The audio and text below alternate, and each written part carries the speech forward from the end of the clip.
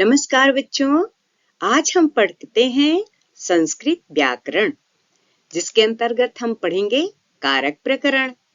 कारक यानी संस्कृत में यह बहुत ही महत्वपूर्ण स्थान रखता है।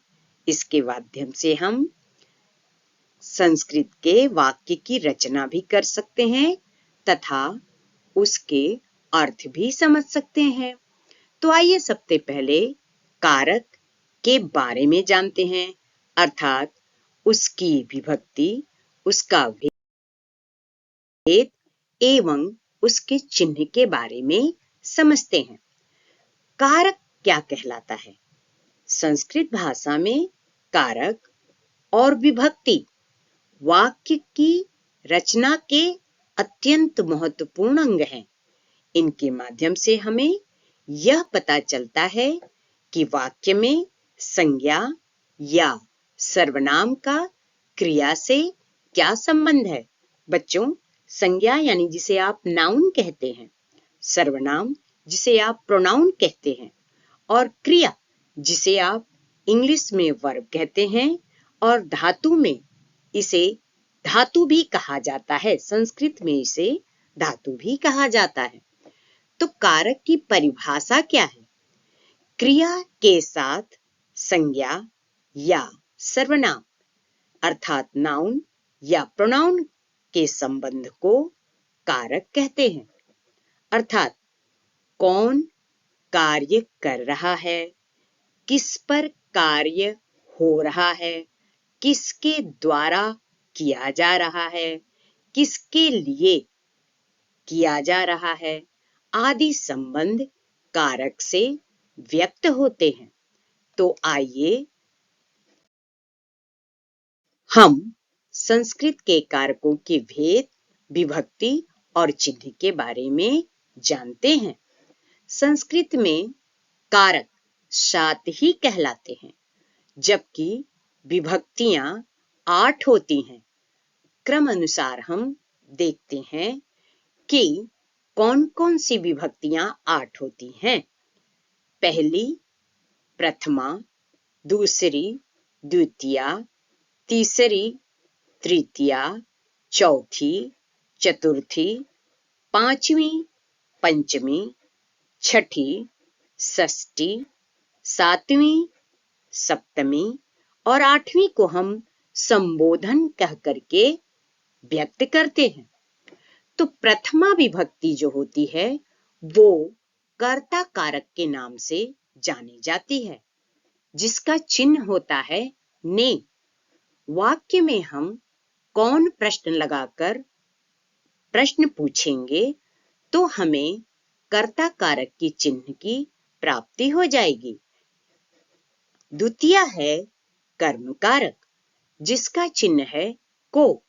पहले की भांति वाक्य में हम किसको या क्या लगाकर प्रश्न पूछेंगे तो हमें कर्म कारक का बोध हो जाएगा। तृतीय है करण कारक, जिसका चिन्ह है से।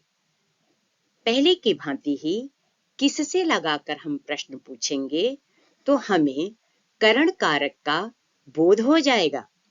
चौथा है संप्रदान कारक, जिसकी विभक्ति चतुर्थी होती है, यानी चतुर्थी विभक्ति के माध्यम से हम संप्रदान कारक को व्यक्त करते हैं, जिसका चिन्ह है के लिए। इस वाक्य में किसके लिए लगाकर अगर हम प्रश्न पूछेंगे तो हमें संप्रदान कारक की प्राप्ति हो जाएगी। पांचवा है आपादान कारक।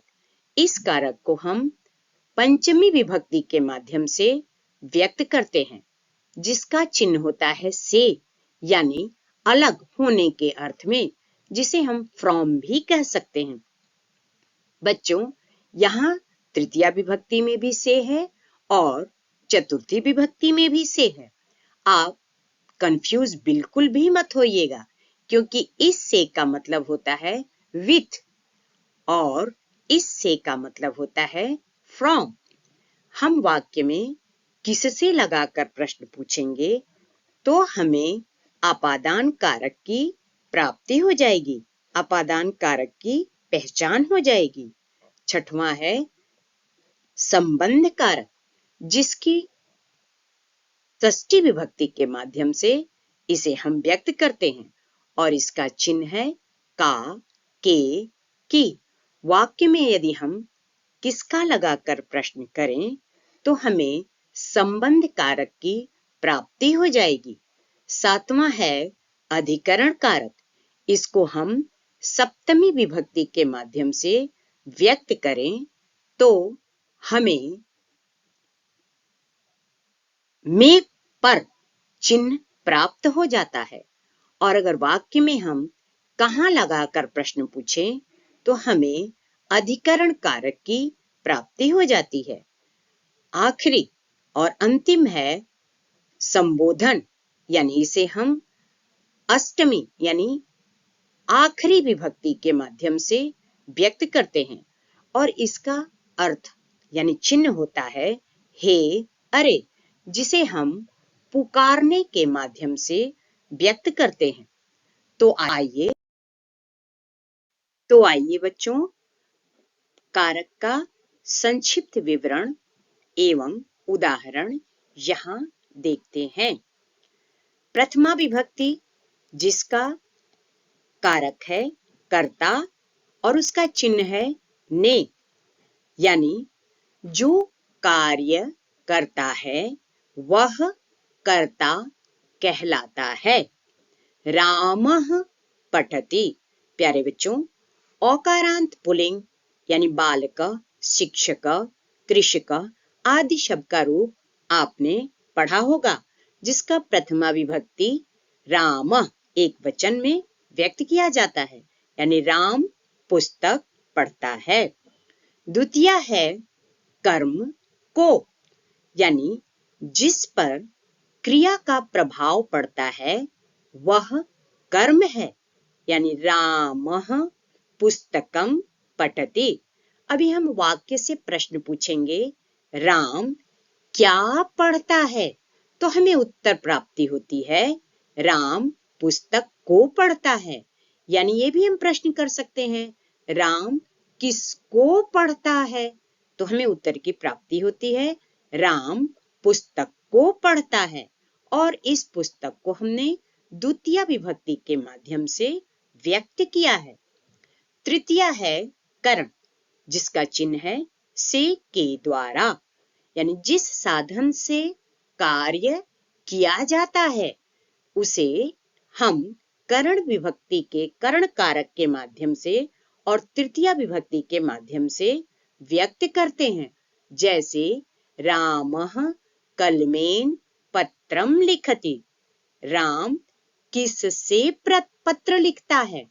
राम कलम से पत्र लिखता है। चतुर्थी है संप्रदान, जिसका चिन्ह है के लिए, जिसका विवरण इस प्रकार है कि जिसके लिए कार्य किया जाए, यानी रामः मित्राय फलम ददाति। प्रश्न पूछते हैं, राम किसके लिए फल देता है? तो मित्र को हमने चतुर्थी विभक्ति के माध्यम से व्यक्त किया, मित्राय, बालकाय, शिक्षकाय। पंचमी विभक्ति जिसका कर्ता, जिसका कारक है आपादान, चिन्ह है से, यानी जिससे अलग होना, यानी उत्पत्ति होना। अभी हम वाक्य बनाते हैं, वृक्षात पत्रम पतति। पेड़ से पत्र यानी पत्ते गिरते हैं।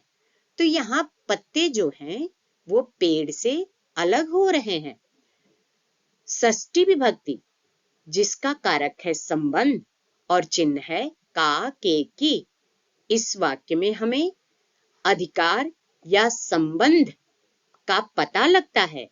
जैसे रामस्य पुस्तकम अस्ति, यानी राम का संबंध पुस्तक से है, यानी राम का अधिकार पुस्तक पर है।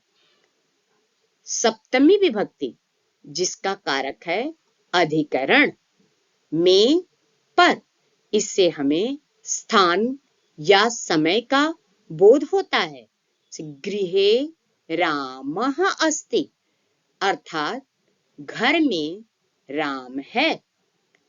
और आखिरी है संबोधन, जिसका चिन्ह होता है हे, अरे। किसी को पुकारने के लिए हम संबोधन का प्रयोग करते हैं, जैसे हे राम आगच्छ।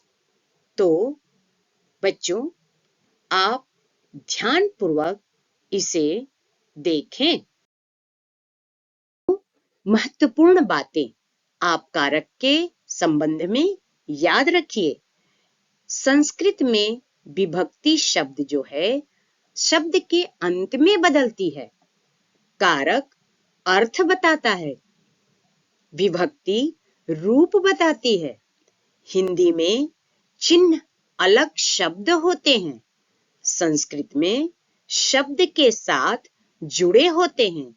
यानी हिंदी में जो चिन्ह होते हैं कारक के, वो शब्द के साथ नहीं होते, और संस्कृत में जो कारक के चिन्ह होते हैं वो विभक्ति के माध्यम से शब्द के साथ जुड़े होते हैं।